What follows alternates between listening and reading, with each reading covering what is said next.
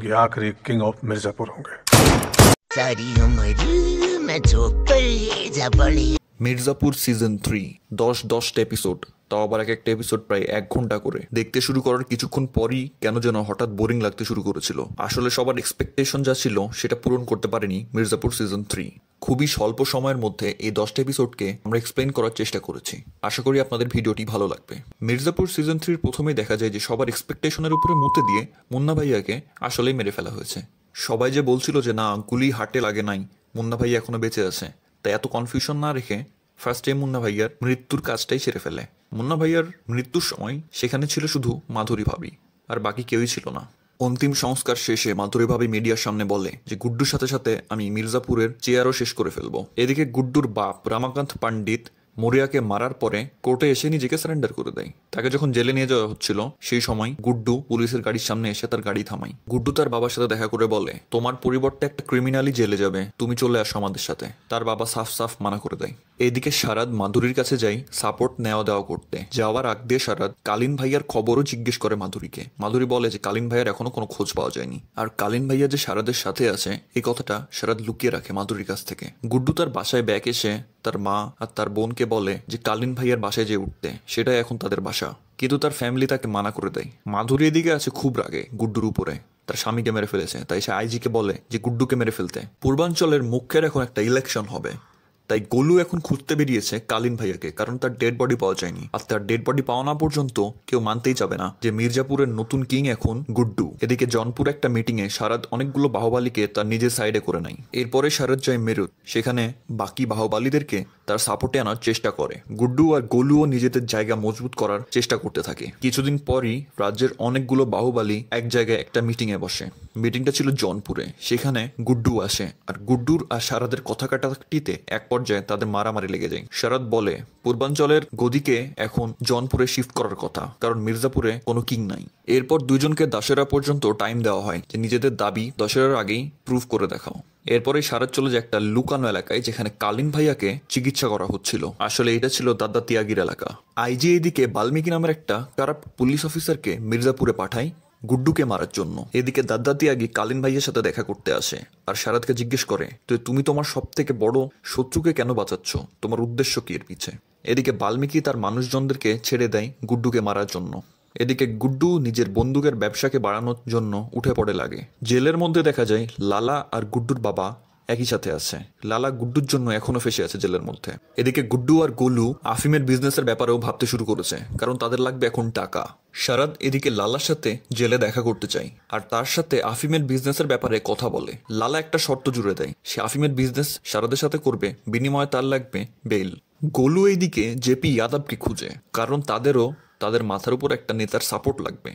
গুড্ডু এদিকে পার্টিসিপেট করে পূর্বাঞ্চলের বডি বিল্ডিং কম্পিটিশনে চিফ গেস্ট হিসেবে যায়। আর এই body building competition, audience, guest সবই ছিল বাল্মীকির প্ল্যান, অর্থাৎ গুড্ডুকে মারার প্ল্যান। বাল্মীকি গুড্ডুর উপরে অ্যাটাক করে দেয়, কিন্তু গোলু সঠিক সময়ে এসে গুড্ডুকে বাঁচিয়ে ফেলে। গুড্ডু সেখানে একটা ভোজপুরি স্টারকে মেরে বাল্মীকিকে ফাঁসিয়ে দেয়। রবিন এইদিকে জেলে যায় আর রামাকান্ত পণ্ডিতকে মানানোর চেষ্টা করে সে যেন তার নিজের কেস লড়ে। অপরদিকে কালীন ভাইয়ার জ্ঞান চলে এসেছে। এদিকে ভারত ত্যাগী গোলুকে কল করে আর তাকে মেরে ফেলার হুমকি দেয়। সারাদ এদিকে মাধুরীর সাথে দেখা করে আর বলে যে লালাকে জেল থেকে বের করতে হবে, তাহলে একটা আফিমের ডিল পাওয়া যাবে। মাধুরী মানা করে দেয় আর বলে যে একটা অল্টারনেট ওয়ে খুঁজতে। মাধুরী সারাদকে মুন্নার আফিমের ক্ষেত দেয় আর বিনিময়ে 5 কোটি টাকা ডিমান্ড করে। গোলু এদিকে সারাদকে ট্র্যাক করে আর সে জানতে পারে যে সারাদ বিহারে খুব বেশি যাওয়া আসা করা শুরু করেছে। সারাদ লালাকে কল করে বলে সে তার বেইল করাতে পারলো না, কিন্তু তাকে একটা বিজনেস অফার করতে পারে সে। এদিকে রামাকান্ত ঠিক করেছে যে সে তার কেস লড়বে, কিন্তু ঠিক সেই সময় মাধুরীর পাঠানো একটা আইজি আসে কোর্টে, এসেই ভুলভাল তথ্য দেয় কোর্টে। এদিকে লালার মেয়ে শবনম লালার সাথে জেলে দেখা করতে যায় আর তাকে বলে যে সারাদের সাথে বিজনেস না করতে, বিজনেস করতে হবে গুড্ডুর সাথে, কারণ তাদের কোনো প্রবলেম হলে সারাদ কোনো সাপোর্টে আসবে না। গুড্ডু আগেও সাপোর্টে ছিল, এবারও সাপোর্ট করবে। লালা আফিমের নেটওয়ার্কের একটা চিঠি দেয় শবনমকে, আর এদিকে শবনম যাই গুড্ডুর সাথে দেখা করতে আফিমের বিজনেসের ব্যাপারে কথা বলতে। শবনম গুড্ডুকে বলে যে সারাদের কাছ থেকে একটা অফার এসেছে তাদের কাছে। তখন গোলু ডিলের জন্য রেডি হয়ে যায় যে সারাদের সাথে ডিল না করতে আমাদের সাথে ডাইরেক্ট ডিল করতে। গুড্ডু শবনমের সাথে যায় কাঠমান্ডু ডিলিং করতে, সেখানে ডিল হয়ে যায়। গোলুকে ফাঁসানোর জন্য বাডে তিয়াগি এদিকে একটা প্ল্যান করেছে। সে একজনকে দিয়ে কল করে বলাই যে কালীন ভাইয়াকে পাওয়া গেছে, গোলু রানিং দৌড় মারে সিওনের দিকে কালিন ভাইয়াকে মারার জন্য। বাড়ে ত্যাগের প্ল্যানও ভালো ছিল, সে গোলুকে শুট করে আর তাকে বন্দি বানিয়ে রাখে, আর কাউকে বলেও না যে গোলু তার কাছে আছে। ডিলিং শেষে গুড্ডু মির্জাপুরে ব্যাক আসে, আর গোলুকে না পাওয়ার কারণে তার মাথা খারাপ হয়ে যায়। সে সবাইকে কল করে জিজ্ঞেস করে গোলু কোথায়। সে জানতে পারে যে গোলু মির্জাপুরের বাইরে অ্যাটাক করার প্ল্যান করছিল। অন্যদিকে সুস্থ হয়ে কালিন ভাইয়া জনপুরে এসেছে সারাদের বাসায় থাকতে। ঠিক সেই দিনই গোলুর খোঁজে গুড্ডু চলে আসে জনপুরে।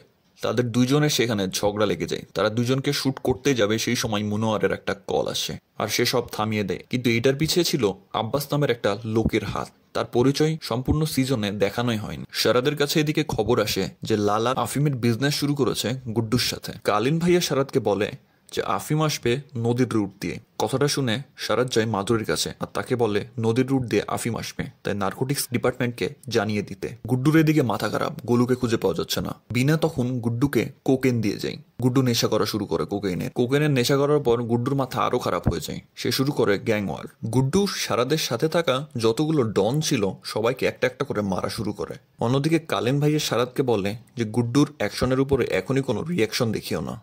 সারাদকে আরো বলে যে মির্জাপুরের গদিতে এখন বসাবে সে সারাদকে। এদিকে রাতের বেলা নদীর পথে আসা আফিম পুলিশ ধরে ফেলে, কিন্তু পুলিশ ছিল শাবনামের লোক, তাই শাবনামের পুলিশও আফিম শাবনামের কাছে পৌঁছে দেয়। জেলের মধ্যে লালা রামাকান্ত পণ্ডিতকে বলে তার বেইলের জন্য আবেদন করতে। তখন সে বলে যে নিজের কনফেশনটা লিখে একটা লেটার দিতে। এদিকে দেখা যায় বাড়ে তিয়াগি গোলুকে কোথাও একটা বন্দি করে রেখেছে। এদিকে মাধুরী জারিনাকে ডাক দেয় আর তাকে বলে জেপির খবর নিতে, কারণ সে অনেকদিন ধরেই আন্ডারগ্রাউন্ড হয়ে আছে। জেপিকে দেখা যায় সে বানারসে লুকিয়ে বসে আছে। এদিকে মির্জাপুরের শ্রেষ্ঠ কবি জেলের মধ্যে কবিতা লিখে, তাকে জেলে পাঠানো হয়েছিল কবিতা বলার জন্য। জেলের মধ্যে কবিতা আবৃত্তি করার পর সে লালাকে একটা পেন্সিল দিয়ে মেরে ফেলে, কিছুটা গরিবের জনউইকের ভাইব দেয়। এদিকে গোলু বুঝতে পারে যে বাড়ে তিয়াগি আসলে ছোটে তিয়াগি। শত্রুঘ্ন ভারতের অ্যাক্টিং করছে, যেটা এখন পর্যন্ত কেউই ধরতে পারেনি। এদিকে বিনা মাধুরীর পিএকে কল করে বলে যে গুড্ডু তাকে আটকে রেখেছে, তাকে সেখান থেকে ছাড়াতে। বিনা সারাদের মাকে কল করেও একই কথা বলে। এদিকে সারাদের বাড়ে তিয়াগের উপরে কিছুটা সন্দেহ হয়। সে তাকে বলে যে তুমি হয়তো গোলুকে লুকিয়েছ, কিন্তু সে এটা মানতে নারাজ হয়। এদিকে জেলের মধ্যে লালাকে মেরে ফেলেছিল সারাদ, অর্থাৎ সেই অর্ডার দিয়েছিল। কালিন ভাইয়া সারাদকে বলে যে লালাকে মারাটা এখন ঠিক হয়নি, এখন গুড্ডু আরো বেশি পাওয়ারফুল হয়ে গেছে। আর কালিন ভাইয়া জনপুর একটা বৈঠক বসাতে বলে। বৈঠকে সব বাহুবালীরাই আসে আর সেখানে ডিসাইড হয় পূর্বাঞ্চলের গদিকে দুই ভাগে ভাগ করে দেওয়া হবে, মির্জাপুর আর জনপুর। এই কথায় গুড্ডুও রাজি হয়ে যায় আর যাওয়ার আগ দিয়ে সবাইকে ধমক দিয়ে যায়। ছোটে দিয়া গিয়ে এদিকে গোলুকে জিজ্ঞেস করে যে সে শুরু থেকেই তার সাথে অ্যাক্টিং করছিল নাকি সত্যি ভালোবাসছিল। গোলু উত্তরে দেয় যে হ্যাঁ আমি ভালোবাসছিলাম। উত্তরটা মিথ্যা বুঝে সে গুলি মারে গোলুর গায়ে আর তার বডিকে আগুনে পুড়িয়ে একটা ডাস্টবিনে ফেলে দিয়ে আসে। আসলে সেটা গোলুর বডি ছিল না, ইন ফিউচার সেটা দেখা যাবে। ছোটে ত্যাগী স্যালোনির কাছে আসে আর তার বড় ভাইয়ের বউয়ের সাথে রোম্যান্স করা শুরু করে। গোলুর বডি গুড্ডু পায় আর গোলুর বডি দেখে তার বাবা সেখানে আত্মহত্যা করে। শরৎ মাধুরীর সাথে দেখা করতে যায় আর গুড্ডুর অ্যাগেনস্টে অ্যাকশন নিতে বলে তাকে। গুড্ডু তার বাবার সাথে দেখা করতে যায়, কারণ সে তার জীবন অনেক কিছুই হারিয়ে ফেলছে। তার বাবা তাকে বলে সার্ভাইভালের জন্য তোমার যা করা উচিত তুমি তাই করো এখন। গুড্ডু এদিকে নিজের গ্যাং শক্তিশালী করতে থাকে। সেদিন আইজি দেখা করতে আসে গুড্ডুর সাথে। সে এসে মাধুরীর সাথে গুড্ডুর ফোনে কথা বলায়। মাধুরী বলে যে সে বিনাকে আর বিনার ছেলেকে ছেড়ে দিক, তার পরিবর্তে তার বাবাকে ফাঁসি দেওয়া হবে না। গুড্ডু অফার রিজেক্ট করে দেয় আর এই ঘটনায় মাধুরী কোর্টের জার্জি চেঞ্জ করে দেয়। সিওয়ানে ছোটে ত্যাগীর পিছনে যেতে যেতে স্যালোনি খুঁজে পায় যে গোলুকে ছোটে ত্যাগী বন্দি করে রেখেছে। সেখানে গোলু স্যালোনিকে বলে দেয় যে এটা আসলে তার স্বামী না, এটা হচ্ছে ছোটে ত্যাগী। তখন ছোটে ত্যাগী স্যালোনি বন্দি বানিয়ে রাখে। কোর্ট যখনই রামাকান্তকে ফাঁসির আদেশ শোনাবে তখন রবিন উঠে দাঁড়িয়ে সে গুড্ডুর যত কুকর্ম ছিল সবগুলোর প্রমাণ কোর্টে দিয়ে দেয়, যেটা দেখে গুড্ডু অনেক রেগে যায় আর কেসও সামনের দিকে এগিয়ে যেতে থাকে। রাতের বেলা গুড্ডু বাসায় আসে, এসে রবিনকে জিজ্ঞেস করে যে প্রমাণ কেন সে তার বাবাকে দিয়েছে, তার জন্যই তার বাবা আজকে জেলে আছে। এখানে কথায় কথায় গোলুর কথা উঠে আসে। রবিন বলে যে গোলু যাওয়ার আগে তার সাথে দেখা করেছিল। এই কথা শুনে গুড্ডুর মাথা আরো খারাপ হয়ে যায়, সে সেখানেই রবিনকে মেরে ফেলে। সিনটা ছিল অনেক ভায়োলেন্ট। এদিকে ছোটে তিয়াগি তার মাকে সত্যি কথা বলে দেয় যে সে আসলে বাড়ি তিয়াগি না। তার মা বলে যে হ্যাঁ আমি বুঝতে পেরেছি তুমি আমার কোন ছেলে, আমি আগে থেকেই জানতাম। এদিকে গোলু স্যালোনিকে ম্যানিপুলেট করার ট্রাই করে আর স্যালোনির হেল্প নিয়ে গোলু তার হাতের শিকল খুলে ফেলে। রবিনকে খুন করার জন্য পুলিশ গুড্ডুকে ধরে নিয়ে যায়। গুড্ডুর জীবনে আর কোনো কিছুই বাকি নাই, সে এখন কি করবে, তাই সেও হতাশ হয়ে হার মেনে নিয়ে চলে যায় জেলে। সেদিন বাড়িতে আসে জারিনা।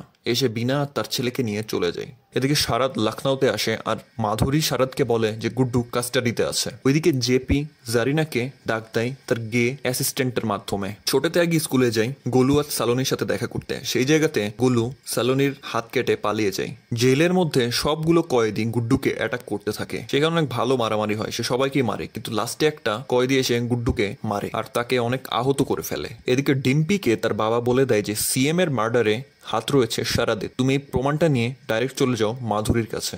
গোলু মির্জাপুরে ব্যাক আসে আর সব আপডেট নাই যে কি হয়েছে। এইদিকে তো সবকিছু অগোছালো হয়ে গেছে। গুড্ডু জেইলে, কালীন ভাইয়া বেঁচে ফিরেছে, শারাদের হাতেও পাওয়ার আছে এখন। তাই গোলু এখন জেপি আদাবের সাথে একটা মিটিং ফিক্স করায়। জেপি জারিনাকে তার কাছে ডাকে আর মাধুরীর সরকারের এগেইনস্টে যেতে বলে। আসলে জারিনা কাজ করছিল শারাদের সাথে, জেপি আদাবের সব প্ল্যান ফেল করে দেয় শারাদ। গোলু এদিকে জেপি আদাবের সাথে দেখা করতে যায় আর তাকে বলে যে সব প্রবলেমের সলিউশন এখন গুড্ডু, যে এখন জেলে রয়েছে। অন্যদিকে ডিম্পি চলে যায় মাধুরীর কাছে শারাদের এগেইনস্টে সবগুলো প্রমাণ নিয়ে। মাধুরীর এগুলো দেখে মাথায় হাত, যে কি হইলো, যে যার সাথে একটু ঘনিষ্ঠ হই শালা সেই আমার মারে। মাধুরী শারাদকে ডাকে আর তার মুখ থেকে কথা বের করার চেষ্টা করে, কিন্তু সেখানে শারাদ কথা ঘুরিয়ে কালীন ভাইয়ার বেঁচে থাকার কথাটা বলে। মাধুরী এদিকে কালীন ভাইয়ার বেঁচে থাকার খবর শুনে অবাক হয়ে যায়। সে দেখা করতে চায় কালীন ভাইয়ার সাথে। মাধুরী বিনাকে কালীন ভাইয়ার বেঁচে থাকার খবর শোনাতে আসে, কিন্তু সেই জায়গাতে এসে বিনার উপরে তার সন্দেহ হয়। আসলে সবকিছুর ক্রিমিনাল তো এই বিনাই। বিনার উপরে সন্দেহ হয়, সে আর বিনাকে কিছু বলে না। এদিকে কালীন ভাইয়া শারাদকে বলে যে একটা শেষ বৈঠক বসাও, এই বৈঠকে আমি তোমাকে মির্জাপুরের কিং ঘোষণা করব। এদিকে শারাদ যখন কালীন ভাইয়াকে বলে যে মাধুরীকে সে বলে দিয়েছে যে কালীন ভাইয়া বেঁচে আছে, তখন কালীন ভাইয়া শারাদকে বলে যে মাধুরী ট্রাস্টওর্থী না, তাকে ভরসা করা তোমার উচিত হয়নি। কালীন ভাইয়া চলে যায় মাধুরীর সাথে দেখা করতে। মাধুরী কালীন ভাইয়াকে বলে যে তোমার স্ত্রী আর ছেলে রয়েছে আমার হেফাজতে, তাই তাদেরকে যদি তুমি ভালোভাবে দেখতে চাও তাহলে আমি যা বলবো তাই করবা। এইবার চলে আসে বৈঠকের দিন। বৈঠকের দিন শারাদকে মির্জাপুরের কিং মানতে সবাই নারাজ হচ্ছিল। ঠিক সেই সময় সেই জায়গায় চলে আসে কালীন ভাইয়া। কালীন ভাইয়াকে দেখে সবাই অবাক হয়ে যায় যে ভূত উঠে আসলো নাকি। সবাই কালীন ভাইয়াকে বলে যে গদিতে বসতে আর মির্জাপুরের কিং হতে। কালীন ভাইয়া তখন বলে যে এইবার মির্জাপুরের কিং হবে শারাদ শুক্লা, আর সে মির্জাপুরের লাস্ট কিং হবে। এই কথা বলে সে শারাদের গায়ে গুলি চালিয়ে দেয় আর কালীন ভাইয়া সবাইকে গুলি করা শুরু করে। সেই সময় উপস্থিত হয় সেখানে পুলিশ এসে বাকি বাহুবালীদেরকেও মারা শুরু করে। শেষে কোনো বাহুবালী আর বেঁচে থাকে না। শারাদ মারা যাবার আগে মির্জাপুরের গদিতে শেষবারের মতো একবার বসতে পারে। আসলে এগুলো সবই ছিল মাধুরীর প্ল্যান। সে তার বাবার মৃত্যুর খবর শুনে শারাদ শুক্লাকে মারার প্ল্যান করেছে। এছাড়াও মাধুরীর একটা ইচ্ছা ছিল যে সে পূর্বাঞ্চলকে বানাবে একটা ক্রাইম ফ্রি এরিয়া, আর সব বাহুবালীদেরকে একদিনের ডেকে মেরে ফেললে তার ইচ্ছাটা কিছুটা পূরণ হবে। এরপর কালীন ভাইয়া বিনার সাথে দেখা করে। বিনার সাথে দেখা শেষে সে চলে যায় ডাইরেক্ট জেলে গুড্ডু ভাইয়াকে মারতে। কিন্তু সেখানে দেখা যায় গুড্ডু অলরেডি পালিয়ে গেছে জেল থেকে। শেষে দেখা যায় গুড্ডু আর গোলু একসাথে দেখা করছে। এন্ডিং সিনে একটা জিনিস দেখায় যে মকবুলকে আবারও বিনা ত্রিপাঠী ডেকে পাঠিয়েছে। শুধু লাস্টের এপিসোড বাদে সিজনটা আমার কাছে সেটাই বোরিং লেগেছে। গোলুর মতো একটা ছোট ক্যারেক্টারকে এত বড় ডন বানানোটাও উচিত হয়নি। আর মুন্না ভাইয়া না থাকার কারণে অতটাও ফিলিংস আসছিল না। শারাদ শুক্লার অ্যাক্টিং ছিল অনেক ভালো, কিন্তু তার বাবা বলে গেছিল না হাম ভি পেলে গেয়ে থে তুম ভি পেলে যাওগে, ঠিক সেমটাই হয়েছে তার সাথেও। সিজন 4-এ হয়তো আব্বাস নামের একটা নতুন ক্যারেক্টারকে দেখানো হবে আর গুড্ডুকে আরো পাওয়ারফুল বানানো হবে। আর এদিকে কালীন ভাইয়ার কি হবে কিছুই বলা যাচ্ছে না। এখন সবকিছু ডিপেন্ড করছে মাধুরীর উপরে। মাধুরী এখন মেইন পাওয়ারফুল একটা ক্যারেক্টার মির্জাপুরের। আশা করি ভিডিওটি আপনাদের ভালো লেগেছে। আপনাদের যতটুকু পারি সময় বাঁচানোর চেষ্টা করেছি এত বড় একটা ওয়েব সিরিজকে সংক্ষিপ্ত সময় এক্সপ্লেনেশন করে। ভিডিওটি ভালো লেগে থাকলে একটা লাইক দিয়ে যাবেন আর নিচে কমেন্টে জানিয়ে যাবেন কেমন লেগেছে। আর সাবস্ক্রাইব করে আমাদের পাশেই থাকবেন। নতুন ভিডিও দেখতে হলে আমাদের চ্যানেলে ঘুরে আসুন। বিদায়।